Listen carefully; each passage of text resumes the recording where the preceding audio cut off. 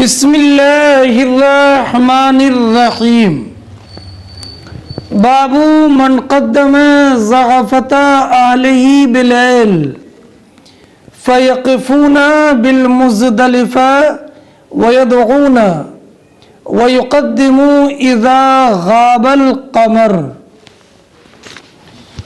اس عنوان کو سمجھنے سے پہلے ایک مسئلہ یہ ذہن نشین کر لیں کہ حج کی واجبات میں سے وقوف مزدلفہ ہے۔ وقوف مزدلفہ کا وقت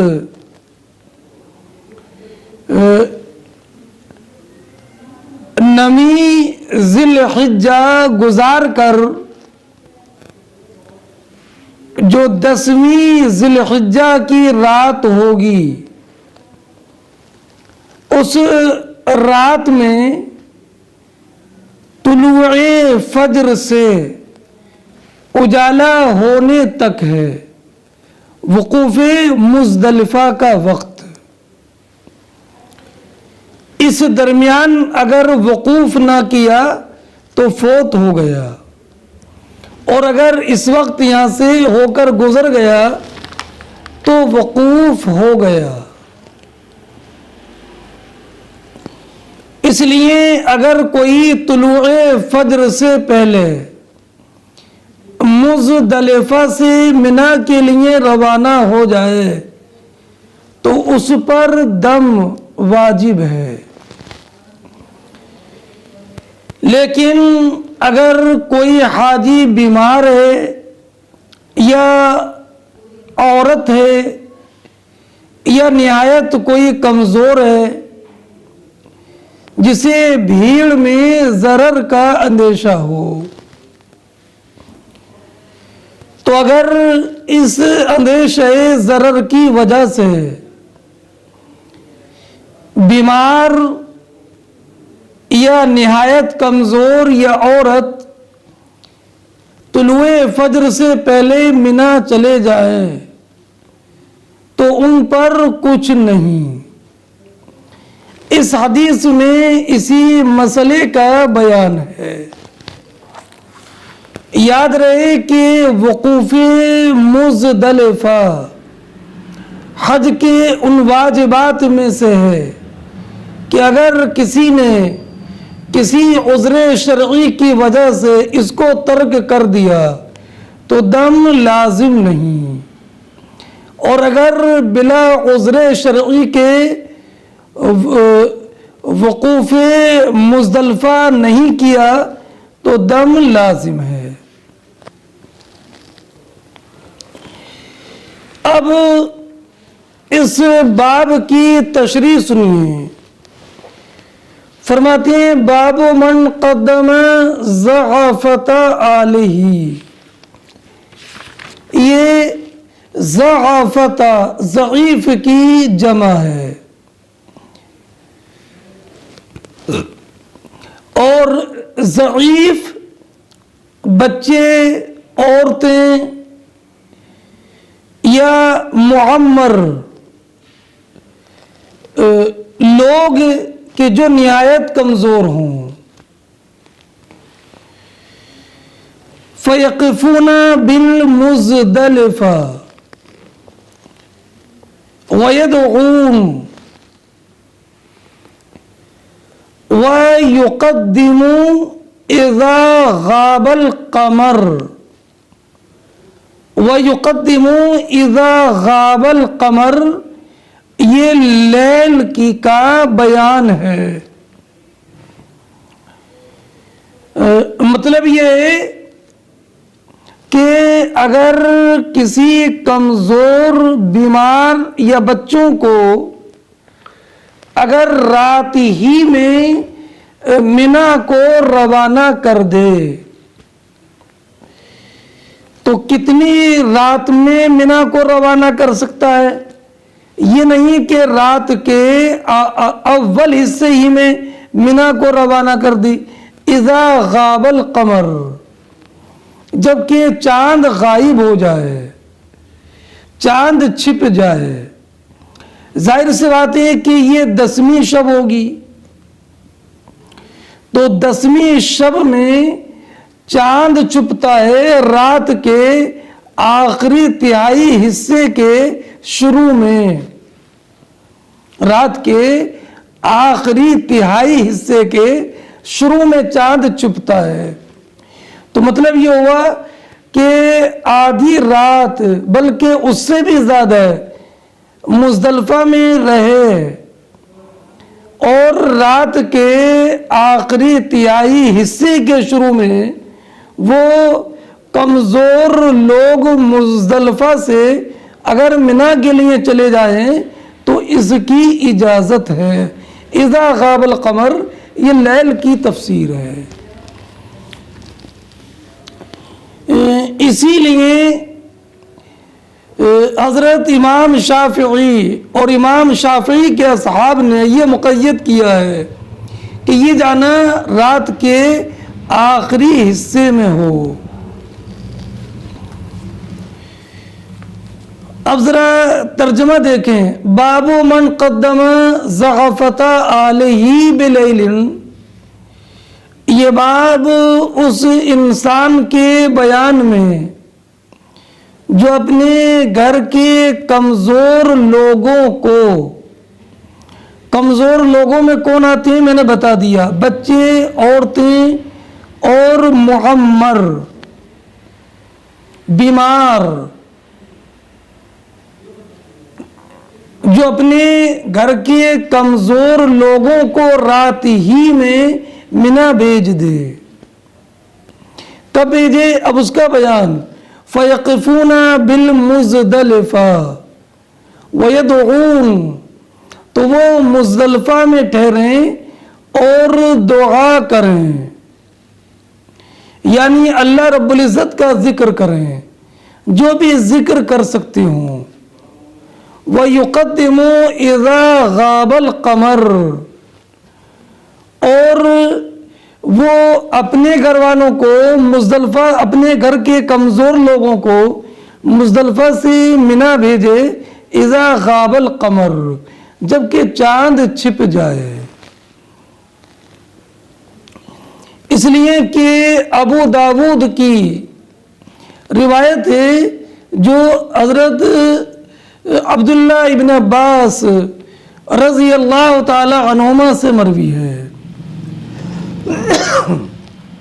کہ کانا رسول اللہ صلی اللہ علیہ وسلم یقدم زغفۃ علیہ بغلس، کہ نبی کریم علیہ السلام اپنے گھر والوں میں سے کمزوروں کو بھیج دیتے تھے اندھیرے میں، وَيَأْمُرُهُمْ، اور انہیں حکم دیتے تھے، کائے کا اَيْ لَا يَرْمُونَ یعنی لا يَرْمُونَ الْجَمْرَ حَتَّى تَطْلُعَ الشَّمْسُ، کہ وہ رمی جمرہ نہ کریں یہاں تک کہ سورج طلوع ہو جائے۔ اب حدیث پاک سنیے۔ حدثنا یحییٰ ابن بکیر قال حدثنا اللیث عن یونس عن ابن شہاب قال سالم، اس حدیث کے راویوں میں یحییٰ ابن بکیر کئی مرتبہ گزر چکا کہ یہ یحییٰ ابن عبداللہ ابن بکیر ہیں، ان کے شیخ لیث بن سعد مصری، ان کے شیخ یونس ابن یزید ایلی، وہ روایت کرتے ابن شہاب سے۔ ابن شہاب کون ہے؟ محمد بن مسلم زہری مدنی، اور سالم جو ہے یہ سالم ابن عبداللہ ابن عمر ہیں۔ سالم کہتے ہیں وَكَانَ عبد اللہ ابن عمر یقدم زغفۃ علیہ، کہ حضرت عبداللہ ابن عمر رضی اللہ تعالی عنہما اپنے گھر کے کمزور افراد کو آپ پہلے بھیج دیتے تھے۔ فَيَقِفُونَ عِنْدَ الْمَشْعَرِ الْحَرَامِ، تو یہ مشعر حرام کے پاس وقوف کرتے۔ مشعر حرام یہ مزدلفہ میں ایک مشہور پہاڑ ہے جس کا نام ہے قزاح۔ حدیث میں ان قزا هو المشعر الحرام، کہ قزاح مشعر حرام ہے، اور یہ مشعر حرام مزدلفہ میں ہے، مزدلفہ میں۔ اور اس کو مشعر حرام کہا جاتا ہے، حرام بے معنی محترم۔ قرآن کریم میں بھی ہے فَاذْكُرُوا اللَّهَ عِنْدَ الْمَشْعَرِ الْحَرَامِ، کہ اللہ رب العزت جل جلالہ کا ذکر کرو مشعر حرام کے پاس۔ اور یا اس کو مشعر حرام اس لیے کہا جاتا ہے کہ چونکہ یہ حرم میں ہے، مشعر حرام۔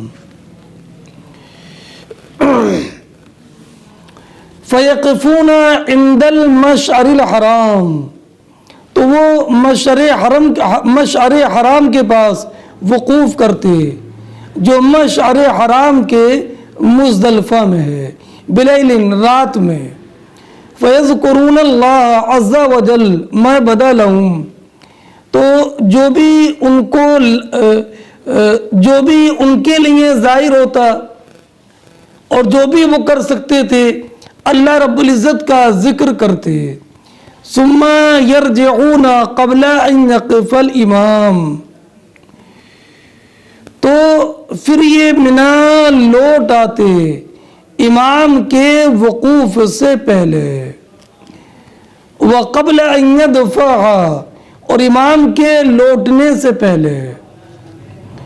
فمنهم من یقدم منا لصلاۃ الفجر، تو عبداللہ ابن عمر رضی اللہ تعالی عنہ کے کمزور گھر والوں کے کمزور افراد میں سے بعض تو وہ تھے جو منا نماز فجر کے وقت آ جاتے، ومنہم من یقدم بعد ذالک، اور کچھ وہ تھے جو کہ منا نماز فجر کے بعد آتے۔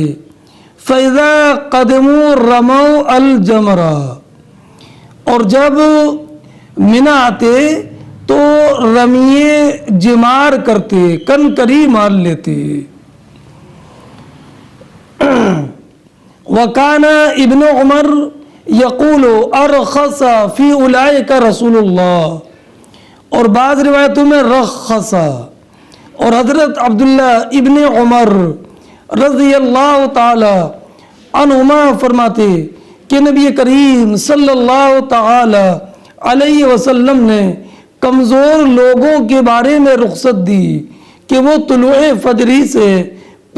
فجر سے پہلے ہی منا سے آ جائیں، طلوع فجر سے پہلے ہی مزدلفہ سے منا کے لیے روانہ ہو جائیں۔ یہ بات پہلے آپ کو بتا دی گئی ہے کہ امام اعظم سفیان ثوری، امام احمد، اسحاق، ابو ثور کا مذہب یہ ہے کہ وقوف مزدلفہ واجب ہے اور یہ حج کا رکن نہیں ہے، تو جس نے اس کو جان بوجھ کر ترک کیا اس پر دم لازم ہے۔ اور یہ قول عطا کا ہے، امام زوری کا ہے، قتادہ کا ہے اور امام مجاہد کا ہے، اور امام شافعی رضی اللہ تعالیٰ عنہ نے فرمایا کہ یہ سنت ہے، اور یہ قول امام مالک رضی اللہ تعالیٰ عنہ کا ہے۔ اور ہمارے اصحاب حنفیہ کے نزدیک اگر کسی نے طلوع فجر کے بعد بلا عذر شرعی وقوف مزدلفہ ترک کیا تو اس پر دم واجب ہے، اور اگر کسی عذر بھیڑ وغیرہ کے عذر کی وجہ سے کمزور لوگ یا بچے اور یا بیمار طلوع فجر سے پہلے ہی اگر مزدلفہ سے روانہ ہو جائیں تو ان پر کچھ واجب نہیں ہے، جیسے کہ پہلے آپ کو تفصیل سے بتا دیا گیا۔ اور آیت کریمہ میں جو ہے وَاذْكُرُوا اللَّهَ عِنْدَ الْمَشْعَرِ الْحَرَامِ، حدیث میں ذکر کا حکم ہے مشعر حرام کے پاس، مشعر حرام کے پاس ذکر کا حکم ہے، وقوف کا نہیں۔ اور میں نے آپ کو بتا دیا کہ مشعر حرام میں اگر وقوف ہو ٹھہرے وہاں تو بہتر ہے، ورنہ مزدلفہ میں جہاں بھی ٹھہرے اس کے لیے جائز ہے۔ وادی محصر کے علاوہ، یہ وادی محصر نہیں ہے، وادی محصر ہے، اور یہ وادی ہے مزدلفہ میں، اور یہ وہی وادی ہے جہاں پر کہ ابرہہ کے لشکر پر عذاب نازل ہوا تھا اور یہاں سے ہاتھی آگے نہیں بڑھ پائے تھے، اور اس کا نام وادی نار بھی ہے۔ اور یہ بھی کہا جاتا ہے، امام عینی نے یہ نقل کیا کہ ایک شخص نے اس وادی میں شکار کیا تو ایک آگ اتری اور اس کو جلا دیا۔ اور حکم یہ ہے کہ وادی محصر جب آئے تو تیزی کے ساتھ یہاں سے گزرے، اور تیزی کے ساتھ گزرنے کی حکمت یہ ہے کہ یہ عذاب کے نزول کی جگہ ہے، اور اس لیے بھی کہ یہاں پر پہلے یہ جگہ نصارہ کا موقف تھی، تو نبی کریم علیہ السلام نے جو نصارہ کے وقوف کی جگہ ہے یہاں سے تیزی کے ساتھ۔ حدثنا سلیمان بن حرب قال حدثنا حماد بن زید عن ایوب عن عکرمہ عن ابن عباس قال بعثنا رسول اللہ صلی اللہ علیہ وسلم من جمع بلیل۔ فرماتے ہیں امام بخاری رضی اللہ تعالی عنہ کہ ہم سے حدیث بیان کی سلیمان ابن حرب نے، انہوں نے کہا کہ ہم سے حدیث بیان کی حماد ابن زید نے، وہ روایت کرتے ہیں ایوب سختیانی سے، وہ روایت کرتے ہیں عکرمہ سے، وہ روایت کرتے ہیں عبداللہ ابن عباس رضی اللہ تعالی عنہما سے کہ عبداللہ ابن عباس رضی اللہ تعالی عنہما نے فرمایا کہ نبی اکرم صلی اللہ تعالی علیہ وسلم نے ہمیں مزدلفہ سے رات میں بھیج دیا تھا۔ یعنی عبداللہ ابن عباس رضی اللہ تعالی عنہما بھی ان ضعفاء میں تھے جن کو نبی کریم صلی اللہ تعالی علیہ وسلم نے مزدلفہ سے رات میں بھیجا تھا۔ عبداللہ ابن عباس رضی اللہ تعالی عنہما کی یہ روایت عکرمہ نے بھی کی ہے، عبید اللہ ابن ابی یزید نے بھی کی ہے، عطا ابن ابی رباح نے بھی کی، حسن عرنی نے بھی کی، مقسم نے بھی کی، قریب نے بھی کی۔ اور ایک روایت میں یہ ہے کہ نبی کریم صلی اللہ تعالی علیہ وسلم نے ان النبی قدم ضعفت علیہ وقال لا ترموا الجمر حتى تطلع الشمس۔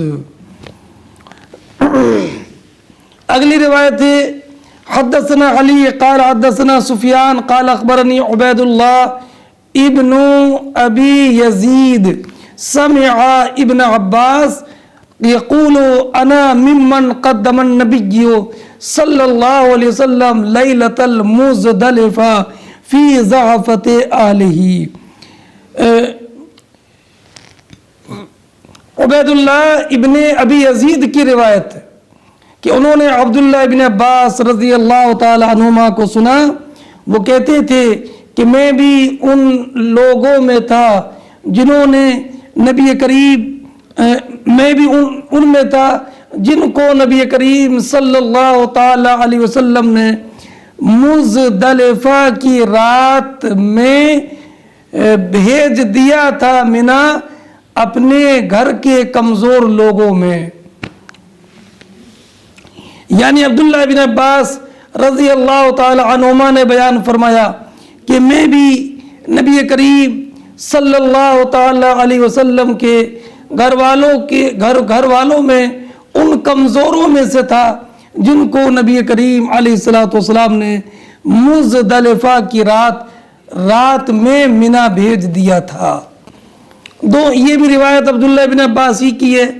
دونوں روایتوں میں فرق یہ ہے کہ پہلی روایت جو حضرت اکرمہ کی تھی ان میں یہ تھا کہ عبداللہ ابن عباس نے یہ فرمایا کہ مجھ کو سرکار نے بھیجا مزدلفہ سے رات میں، اور اس روایت میں یہ ہے کہ سرکار نے اور بھی افراد کو بھیجا تھا، اور ان افراد میں بھی شامل تھا رات میں مزدلفہ سے منی آنے والوں میں۔ حدثنا مسدد عن یحییٰ عن ابن جریج قال حدثني عبد الله مولى اسماء عن اسماء، یہ حدثنا مسدد راویان حدیث کو دیکھ لیں، مسدد انہوں نے روایت کی ہے یحییٰ قطان سے، انہوں نے روایت کی ہے ابن جریج یعنی عبد الملک ابن عبد العزیز ابن جریج سے، انہوں نے روایت کی ہے عبداللہ ابن کیسان سے جو حضرت اسماء کے آزاد کردہ غلام ہیں، اور عبداللہ ابن کیسان مولا اسماء کی روایت بخاری شریف میں اس حدیث کے علاوہ کوئی دوسری نہیں ہے، اور ایک دوسری روایت جو ہے ایک اور ہے جو ابواب العمرہ میں آئے گی، اور اسماء جو ہے یہ بنت ابی بکر صدیق رضی اللہ تعالی عنہما ہیں۔ فرماتی ہیں اسماء انہا نزلت لیلۃ جمع عند المزدلفہ، کہ حضرت اسماء رضی اللہ تعالی عنہ مزدلفہ کے پاس ٹھہری، جو کہ جمع کی رات ہے، یعنی مزدلفہ میں ٹھہرنے کی رات ہے۔ فقامت تصلی فصلت ساعہ، تو آپ نماز پڑھنے کے لیے کھڑی ہوئی اور کچھ دیر تک نماز پڑھی، اس کے بعد کہا یا بنیہ حل غابت القمر، اپنے آزاد کردہ غلام سے کہا، وہی عبداللہ ابن کیسان سے، اے بیٹے کیا چاند چھپ گیا؟ تو میں نے کہا کہ نہیں۔ فصلت ساعتن، تو آپ نے اور کچھ دیر نماز پڑھی اور پھر کہا حل غاب القمر، کیا چاند چھپ گیا؟ تو میں نے کہا کہ ہاں۔ تو فرمایا فرتحلوا، چلو کوچ کرو۔ فرتحلنا، تو ہم نے کوچ کیا، ومضینا، اور ہم چلتے رہے، حتی رمت الجمرہ، یہاں تک کہ حضرت اسماء بنت ابی بکر صدیق رضی اللہ تعالی عنہما نے رمی جمار بھی کر لی۔ ثم رجعت، اس کے بعد آپ پلٹیں، فصلت الصبح فی منزلہا، تو رمی جمار کے بعد آپ نے اپنی منزل میں، اپنی قیام گاہ میں فجر کی نماز پڑھی۔ فقلت لا یا ہنتا ما اورانا الا قد غسلنا، تو میں نے حضرت اسماء بنت ابی بکر صدیق رضی اللہ تعالی عنہا سے کہا، کیا کہا؟ یا ہنتا، اے بھی صاحبہ، ہم سمجھتے ہیں کہ ہم نے تاریکی میں واپسی کر لی ہے۔ ہم نے یا ہنتا، اے بھی صاحبہ، ما اورانا الا قد غسلنا غلسنا، الا قد غلسنا، الا قد غلسنا، کہ ہم یہی سمجھتے ہیں کہ ہم نے تاریکی میں واپسی کر لی اور ہم وقت سے پہلے مزدلفہ سے واپس آ گئے۔ تو کہا اسماء بنت ابی بکر صدیق رضی اللہ تعالی عنہا نے، یا بنیہ ان رسول اللہ صلی اللہ علیہ وسلم اذن للزغن، زغن زغینہ کی جمع ہے، زغینہ کے معنی عورت، اے میرے بیٹے، بے شک نبی کریم صلی اللہ تعالی علیہ وسلم نے عورتوں کے لیے رات میں مزدلفہ سے واپس آنے کی اجازت دی ہے۔ اب اس حدیث میں یہ بھی ہے کہ حضرت اسماء بنت ابی بکر صدیق رضی اللہ تعالی عنہ نے کنکری پہلے ماری تھی اور بعد میں فجر کی نماز پڑھی۔ اسی حدیث سے کچھ لوگوں نے اس بات پر استدلال کیا ہے کہ طلوع فجر کے بعد طلوع شمس سے پہلے رمی جمار جائز ہے، یعنی فجر طلوع ہونے کے بعد سورج نکلنے سے پہلے اگر کنکری ماری تو یہ جائز ہے ان لوگوں کے لیے کہ جو کہ منا پہلے آ جائیں مزدلفہ سے۔ اور یہ قول عطا ابن ابی رباح مکی کا ہے، طاؤس ابن کیسان کا ہے، مجاہد کا ہے، ابراہیم نخعی کا ہے اور سعید ابن جبیر کا ہے، امام شعبی کا ہے اور حضرت امام شافعی کا مذہب یہ ہے کہ آدھی رات کے بعد میں کنکری مارنا جائز ہے۔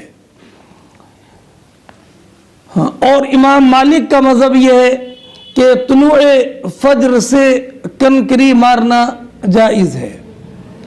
اور امام سفیان ثوری، ابراہیم نخعی رضی اللہ تعالی عنہما کا مذہب یہ ہے کہ کنکری مارنا طلوع شمس کے بعد ہی جائز ہے۔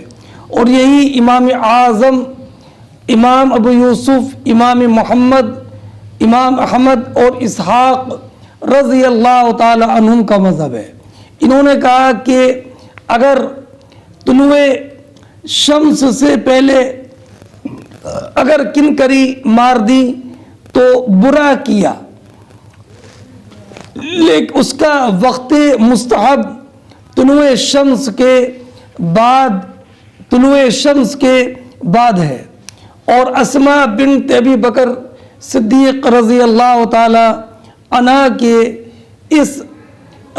رضی اللہ تعالی عنہ کی اس حدیث کے جواب میں امام طحاوی نے یہ فرمایا کہ یہاں پر تغلیس سے مراد مزدلفہ سے واپسی ہے، یعنی ان کے آزاد کردہ غلام عبداللہ ابن کیسان نے یہ کہا تھا کہ آپ نے مزدلفہ سے واپسی میں جلدی کی۔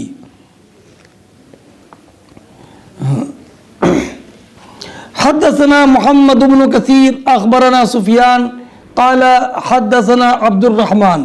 اچھا، میں نے طلوع شمس کے بعد جو کنکری مارنے کے تعلق سے حدیث پاک ہے وہ میں نے آپ کو پہلے بتا دی کہ نبی کریم صلی اللہ تعالی علیہ وسلم نے حضرت عبداللہ ابن عباس سے فرمایا تھا لا ترمو الجمرہ حتی تطلع الشمس، کہ جب تک سورج طلوع نہ ہو اس وقت تک رمی جمار مت کرنا۔ اور آپ نے اپنے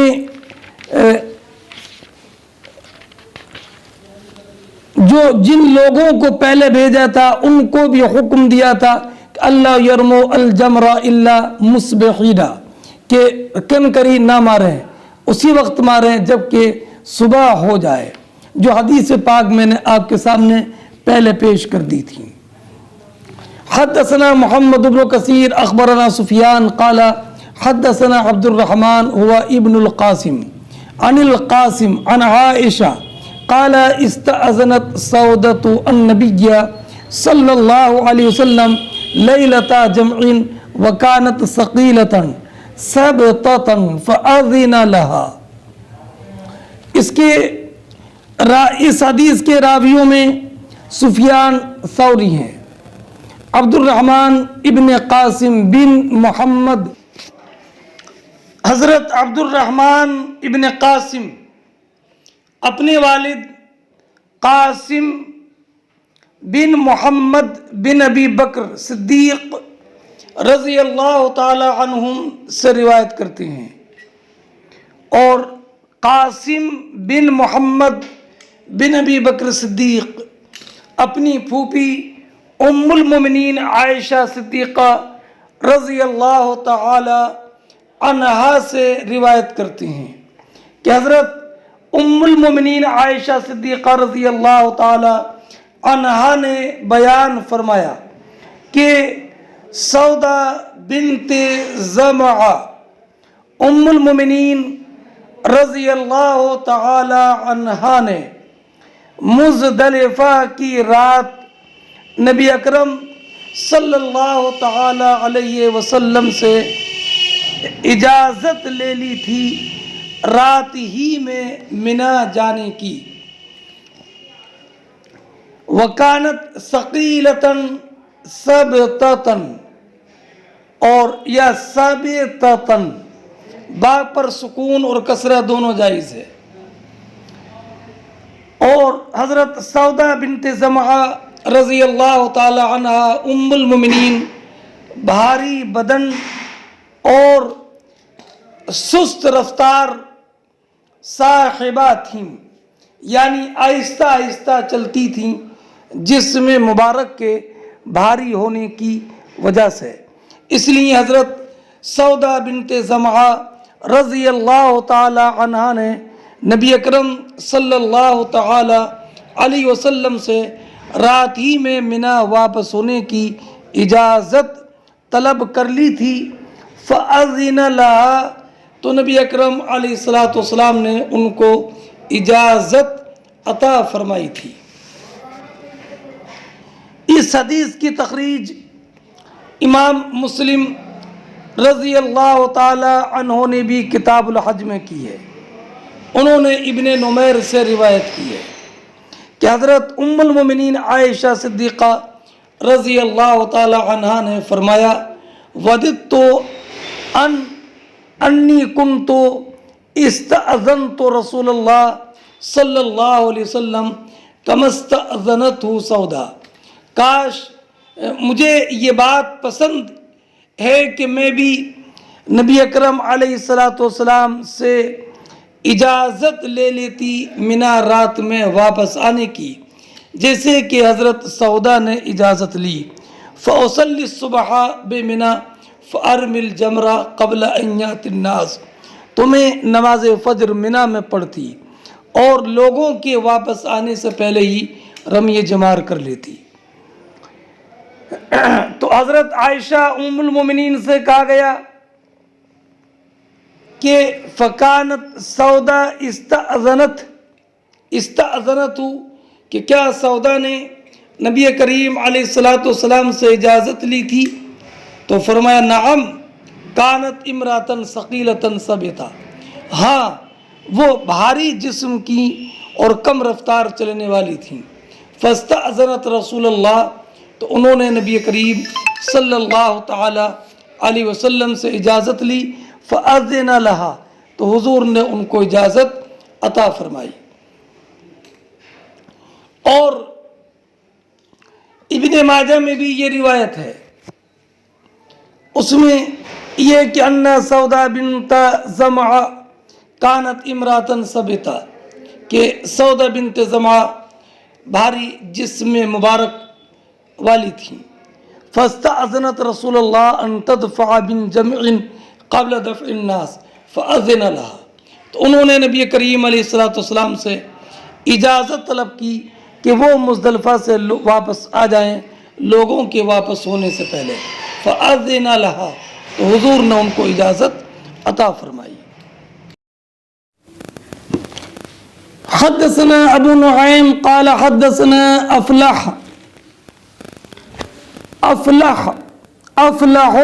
افلح بن حمید عن القاسم بن محمد عن عائشہ قالت نزلنا مزدلفہ فاستأذنت النبی صلی اللہ علیہ وسلم سودا ان تدفع قبل حطمة الناس وكانت امرأة بطيئة فأذن لها فدفعت قبل حطمة الناس فأقمنا حتى أصبحنا نحن ثم دفعنا بدفعه فلأن أكون استأذنت رسول الله صلى الله عليه وسلم كما استأذنت سودا أحب إلي من مفروح به.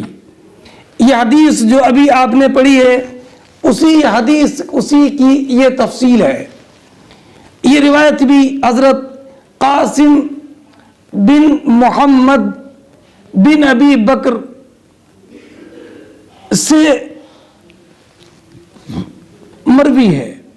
وہ روایت کرتے ہیں ام المؤمنین عائشہ صدیقہ رضی اللہ تعالی عنہا سے کہ حضرت عائشہ صدیقہ رضی اللہ تعالی عنہا نے بیان فرمایا نزلنا المزدلفہ کہ ہم مزدلفہ اترے فاستأذنت النبی صلی اللہ علیہ وسلم کہ حضرت سودا بنت زمعہ رضی اللہ تعالی عنہ نے نبی کریم صلی اللہ تعالی علیہ وسلم سے اجازت لی کہ وہ مزدلفہ سے منا واپس ہو جائیں لوگوں کی بھیڑ سے پہلے. وَكَانَتِ امْرَأَةً بَطِيئَةً اور یہ سست بھاری جسم والی سست رفتار تھیں، سست رفتار عورت تھیں. فَأَذِنَ لَهَا تو نبی کریم علیہ السلام نے سودا بنت زمعہ کو اجازت دے دی. فَدَفَعَتْ قَبْلَ حَطْمَةِ النَّاسِ تو یہ لوگوں کی بھیڑ سے پہلے منا واپس آ گئیں. وَقَمْنَا حَتَّى أَصْبَحْنَا نَحْنُ اور ہم وہیں مزدلفہ میں رہے یہاں تک کہ صبح ہو گئی. ثُمَّ دَفَعْنَا بِدَفْعِهِ اس کے بعد ہم نبی کریم علیہ السلام کے ساتھ واپس ہوئے. فَلَأَنْ أَكُونَ اسْتَأْذَنْتُ رَسُولَ اللَّهِ تو اگر کاش میں بھی نبی کریم صلی اللہ تعالی علیہ وسلم سے اجازت لے لیتی جیسے کہ سودا بنت زمعہ نے اجازت لی. تو اگر میں نبی کریم علیہ السلام سے رات ہی میں منا آنے کی اجازت لے لیتی جیسے کہ سودا بنت زمعہ نے اجازت لی تو مجھے ہر ایک خوش کرنے والی چیز سے زیادہ محبوب رات میں مزدلفہ سے منا واپس آنا ہوتا تاکہ میں لوگوں کی بھیڑ باڑ سے بچ جاتی اور رات ہی میں منا چلی. باب متى يصلي الفجر بجمع یہ باب اس بیان میں کہ مزدلفہ میں فجر کی نماز کب پڑھی جائے. تو یہ باب قائم کر کے یہ بتانا ہے کہ مزدلفہ میں فجر کی نماز اول وقت میں پڑھی جائے گی تاکہ وقوف کے لیے زیادہ وقت ملے. حدثنا عمر بن حفص ابن غیاث قال حدثنا ابی قال اخبرنا العامش قال حدثني عمارہ عن عبد الرحمن عن عبد اللہ بن مسعود. امام بخاری کے شیخ عمر بن حفص بن غیاث اور ان کے والد حفص ابن غیاث یہ قاضی کوفہ تھے. ان کا انتقال 195 یا 196 ہجری میں ہوا اور ان کے شیخ ہیں عامش سلیمان عامش اور چوتھے عمارہ ابن عمیر تیمی. پانچویں عبد الرحمن ابن یزید نخعی یہ اسود ابن یزید کے بھائی ہیں اور چھٹے عبداللہ ابن مسعود رضی اللہ تعالی عنہ.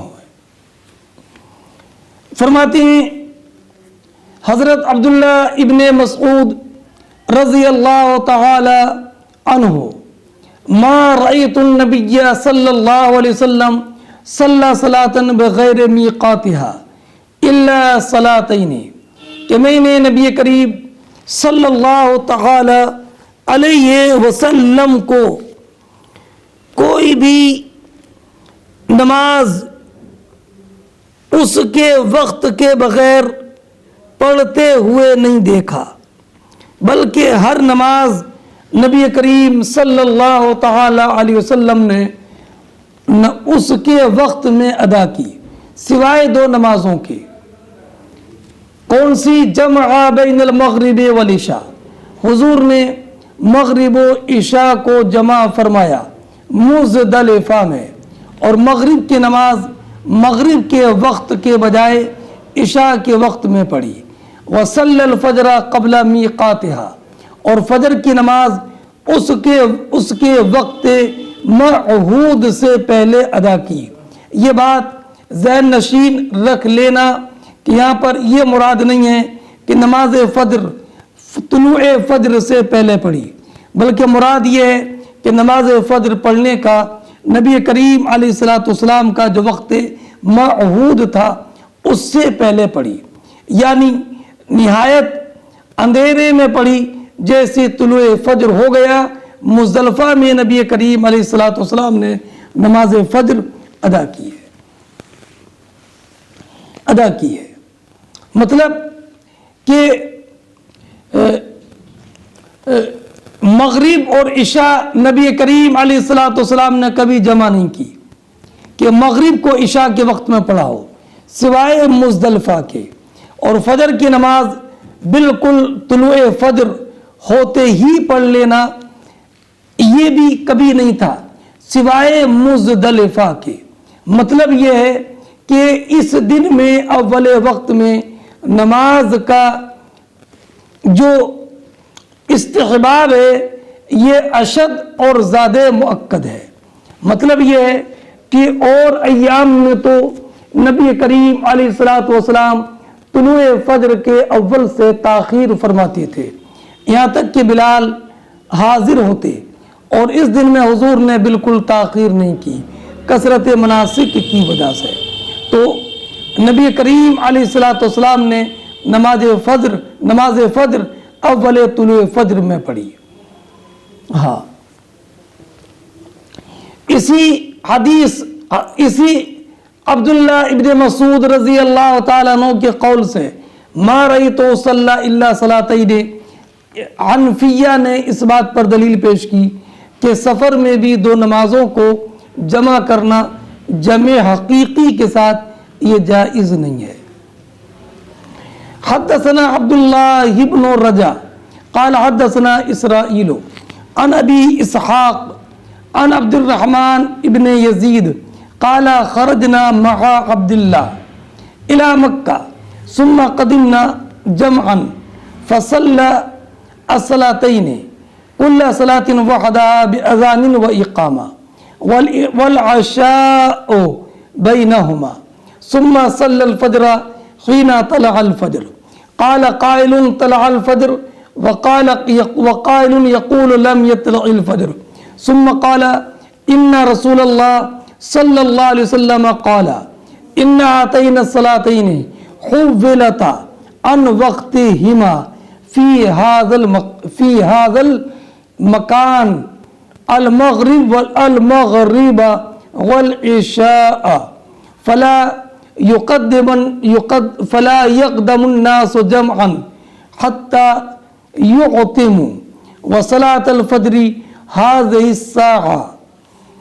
امام بخاری رضی اللہ تعالی عنہ بیان فرماتے ہیں کہ ہم سے حدیث بیان کی عبداللہ ابن رجا نے، انہوں نے کہا کہ ہم سے حدیث بیان کی اسرائیل نے، انہوں نے روایت کی ابو اسحاق سے، انہوں نے روایت کی عبد الرحمن ابن یزید سے، انہوں نے کہا کہ ہم حضرت عبداللہ ابن مسعود رضی اللہ تعالی عنہ کے ساتھ نکلے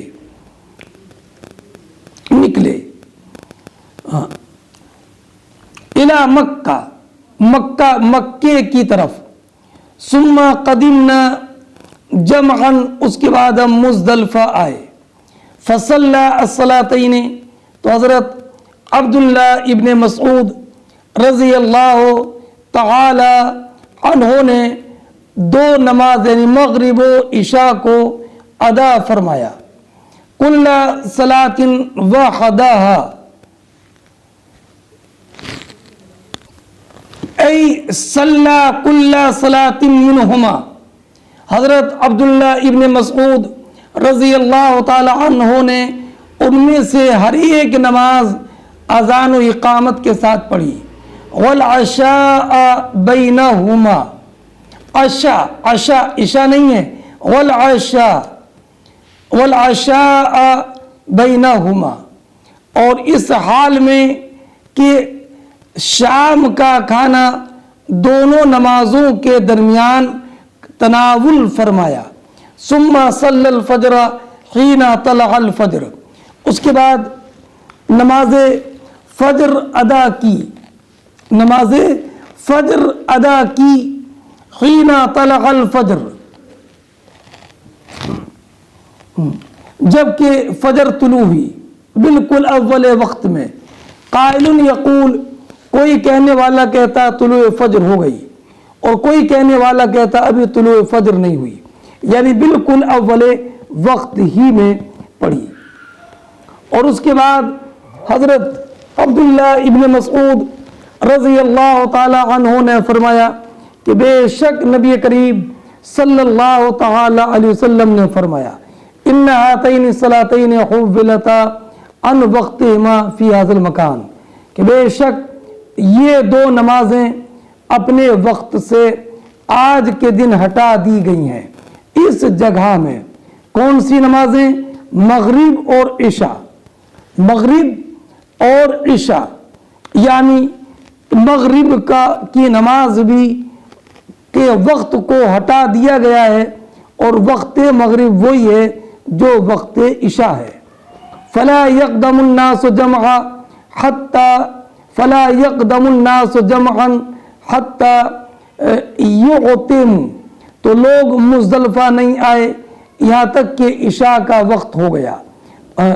व सलातल फज्र हाज़िहि साआ, और उसके बाद और नमाज फज्र इस वक्त नबी करीम सल्लल्लाहु ताला अलैहि वसल्लम ने अदा फरमाई, यानी बिल्कुल तुलूए फज्र होते ही। सुम्मा वक़फ़ा हत्ता अस्फरा, उसके बाद अब्दुल्ला इब्न मसऊद रज़ी अल्लाह ताला अन्हु ने वक़ूफ़ फरमाया यहाँ तक कि सुबह का उजाला फैल गया।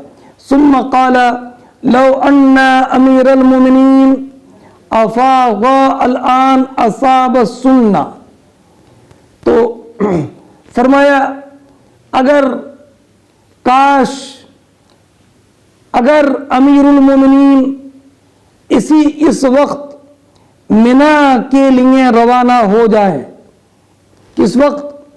जबकि उजाला फैल गया और सूरज तुलू होने में बस चंद मिनट बाकी हैं। अब अगर चलें तो सुन्नत को पालें।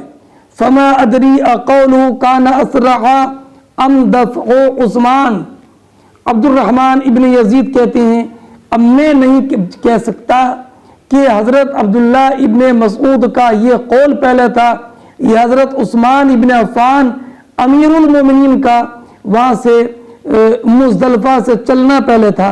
यानी जिस वक्त में हज़रत अब्दुल्ला इब्न मसऊद रज़ी अल्लाह ताला अन्हु ने यह फरमाया, उस वक्त ही हज़रत उस्मान इब्न अफ़ान मुज़दलिफ़ा से रवाना हुए। अब अब्दुल्ला इब्न मसऊद का ये कौल पहले था, ये हज़रत उस्मान इब्न अफ़ान का वापस होना पहले था, ये मैं नहीं कह सकता। फलम यज़ल युलब्बी हत्ता रमा जमरतल अक़बा यौमन नहर, तो हज़रत अब्दुल्ला इब्न मसऊद रज़ी अल्लाह तआला अन्हु बराबर तलबिया कहते रहे यहाँ तक कि आपने रमिए जमार की, है ना, 10वीं ज़िलहिज्जा को किनकरी मारी। और इससे ये मालूम हुआ कि हज कहने वाला तलबिया लब्बैक कहना उसी वक्त कता करे ख़त्म करेगा जबकि वो 10वीं ज़िलहिज्जा को कनकरी मार ले। और यही अब्दुल्ला इब्न मसऊद سے جو مروی ہے وہ یہی ہے، اور یہی مروی عبداللہ ابن عباس رضی اللہ تعالیٰ عنہما سے ہے، اور یہی امام عطا، طاووس نخعی، ابن ابی لیلہ، امام سفیان ثوری، امام اعظم، امام شافعی اور امام احمد اسحاق کا قول ہے۔ ہاں، اس کے بعد امام اعظم رضی اللہ تعالی عنہ نے یہ فرمایا کہ جیسی پہلی کنکری مارے تلبیہ کہنا بند کر دے، لبیک کہنا بند کر دے، اور یہ قول امام اعظم کا ہے، امام سفیان ثوری کا ہے، امام شافعی کا ہے، اور امام احمد اور اسحاق نے یہ فرمایا کہ تلبیہ تب ختم کرے کہ جب کہ ساری کنکری مار دے۔ اور یہ تو حاجی کا حکم ہے، اور اگر عمرہ کرنے والا ہے تو وہ تلبیہ اس وقت میں ختم کرے گا کہ جب وہ حجر اسود کو چومے گا یا استلام کرے گا، اس وقت میں وہ باب متى يدفع من جمع، یہ باب اس بیان میں کہ مزدلفہ سے کب واپس آئے گا منا کے لیے۔ حدثنا حجاج ابن منہال قال حدثنا شعبۃ بن الحاج عن ابی اسحاق سمعت عمرو بن میمون یقول شہدت عمر صلی بجمع الصبح ثم وقف فقال ان المشركين كانوا لا يفيغون حتى تطلع الشمس ويقولون اشرق ثبير وان النبي صلى الله عليه وسلم خالفهم ثم افاغ قبل ان تطلع الشمس۔ فرماتی ہیں حضرت عمرو ابن میمون رضی اللہ تعالی عنہ کہ میں حضرت عمر فاروق رضی اللہ تعالی عنہ کے ساتھ حاضر تھا۔ صلی بجمع الصبح، آپ نے مزدلفہ میں فجر کی نماز ادا فرمائی۔ ثم وقف، اس کے بعد آپ نے مزدلفہ میں وقوف فرمایا۔ فقال، اور آپ نے ارشاد فرمایا، ان المشرکین کانوا لا یفیغون، کہ مشرکین مزدلفہ سے منا کے لیے واپس نہیں ہوتے تھے یہاں تک کہ سورج طلوع ہو جاتا۔ وَيَقُولُونَ، اور وہ یہ کہتے تھے، کیا کہتے تھے؟ اشرق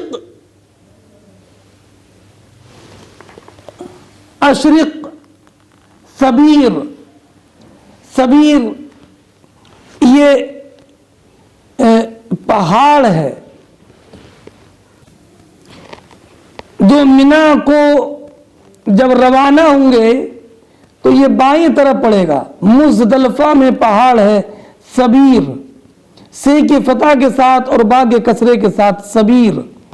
اشرق کے معنی طلوع ہونا، تو معنی یہ ہے اے اشرق ثبیر ہو، حرف ندا معذوف ہے، اشرق یا ثبیر ہو، اے ثبیر چمک جا، یعنی ثبیر پہاڑ پر جب دھوپ چمکتی تو اس وقت میں مشرکین مزدلفہ سے منا کے لیے روانہ ہوتے، اور یہ ثبیر مکہ معظمہ کے پہاڑوں میں سے بڑا پہاڑ ہے۔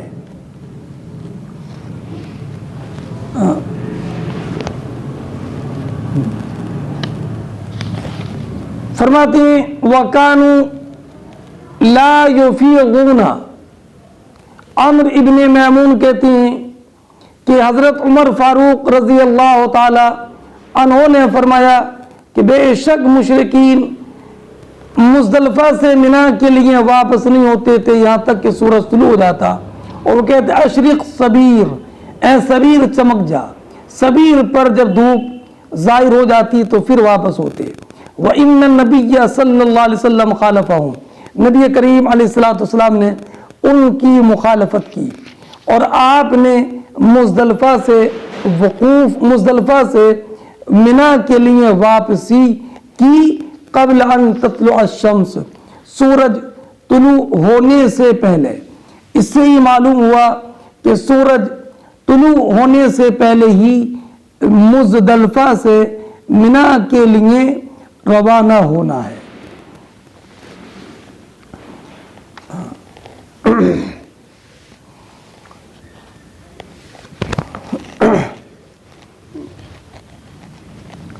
چنانچہ ایک دوسری حدیث میں کہ حضرت عبداللہ ابن عباس رضی اللہ تعالیٰ عنہما فرماتے ہیں کہ جاہلیت میں لوگ مزدلفہ میں قیام کرتے تھے حتی اذا طلعت الشمس، یہاں تک کہ سورج طلوع ہو جاتا، تو وہ سورج پہاڑوں پر ایسے چمکتا جیسے کہ مردوں کے سروں پر امامے ہوں، تب یہ واپس آتے، اور نبی کریم علیہ الصلوۃ والسلام واپس آئے حین اسفرا کلو شے، یہاں تک کہ ہر چیز پر اجالا چھا گیا، قبل ان تطلع الشمس، سورج طلوع ہونے سے پہلے۔ باب التلبیۃ والتکبیر غداۃ النہر حین یرمی الجمرہ والارتداف فی السیر، یہ بات اس بیان میں کہ تلبیہ کہے اور تکبیر کہے 10ویں ذی الحجہ کی صبح کو، جب کہ رمی جمار کرے کن کری مارے، والارتداف فی السفر، اور اپنے سفر میں کسی کو پیچھے فی السیر، والارتداف فی السیر، اور سفر میں اپنی سواری پر بھی پیچھے کسی کو بٹھانا۔ یہ پہلے گزر چکا ہے کہ تلبیہ کا معنی لبیک اللہم لبیک کہنا الی آخرہ، تکبیر کے معنی اللہ اکبر کہنا، ارتداف کا معنی سوار کے پیچھے بیٹھنا۔ اب حدیث پاک سنیے۔ حدثنا ابو عاصم الضحاک ابن مخلد قال اخبرنا ابن جریج عن عطاء عن ابن عباس رضی اللہ تعالی عنہما ان النبی صلی اللہ علیہ وسلم اردف الفضل فاخبر الفضل انه لم يزل يلبي حتى رمى الجمرہ۔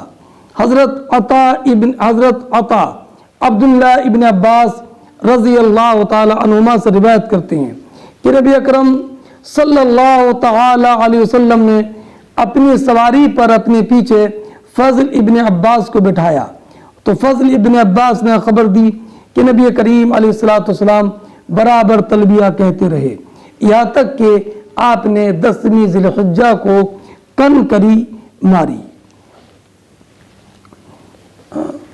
اگلی روایت حدثنا زہیر بن حرب قال حدثنا وہب ابن جریر قال حدثنا ابی عن یونس الایلی عن الزہری عن عبید اللہ بن عبداللہ عن ابن عباس ان اسامۃ بن زید رضی اللہ تعالی عنہما کان ردف النبی صلی اللہ علیہ وسلم من عرفہ الی المزدلفہ، اسامہ ابن زید رضی اللہ تعالی عنہما نبی کریم علیہ الصلوۃ والسلام کے سواری کے پیچھے بیٹھے تھے عرفہ سے مزدلفہ تک، اور پھر فضل ابن عباس بیٹھے تھے مزدلفہ سے منا تک۔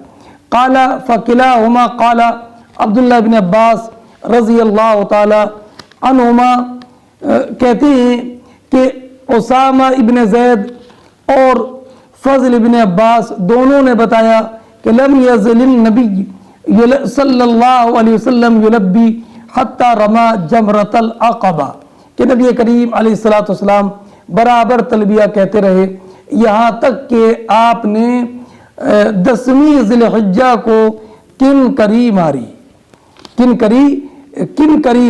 10ویں ذی الحجہ کو۔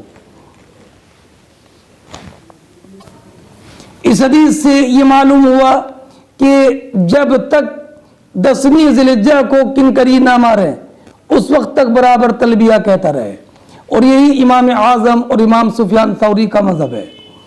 اور یہی امام شافعی، امام احمد، اسحاق کا مذہب ہے۔ اور حضرت عبداللہ ابن عباس رضی اللہ تعالیٰ عنہما فرماتے ہیں حججت مع عمر 11 حجتاً، کہ میں نے حضرت عمر کے ساتھ 11 حج کیے۔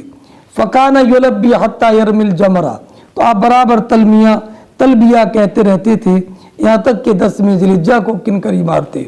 اور امام طحاوی نے ذکر کیا کہ اس بات پر اجماع ہے صحابہ اور تابعین کا کہ تلبیہ تبھی ختم کرے گا جبکہ 10ویں ذی الحجہ کو کنکری مارے گا، لیکن اول کنکری مارتے ختم کر دے گا یا مکمل مارنے کے بعد ختم کرے گا، اس میں اختلاف ہے۔ اور امام اعظم رضی اللہ تعالیٰ عنہ کے نزدیک پہلی کنکری مارتے ہی کہ یہ تلبیہ بند کر دے گا۔ اجماع کی دلیل یہ ہے کہ حضرت عمر بن خطاب رضی اللہ تعالیٰ عنہ مزدلفہ کے اگلے دن 10ویں ذی الحجہ کو صحابہ کرام کی جماعت کے سامنے تلبیہ کہتے اور کوئی بھی اس سے انکار نہیں کرتا۔ ایسی عبداللہ ابن زبیر رضی اللہ تعالیٰ عنہ نے کیا اور کسی نے بھی اس پر انکار نہیں کیا، حالانکہ وہاں حج میں سب لوگ ہوتے، شام و عراق کے، یمن و مصر وغیرہ کے۔ تو اب اس پر اجماع ہو گیا کہ تلبیہ تبھی ختم کرے گا جب کہ کنکری مارے گا 10ویں ذی الحجہ کو۔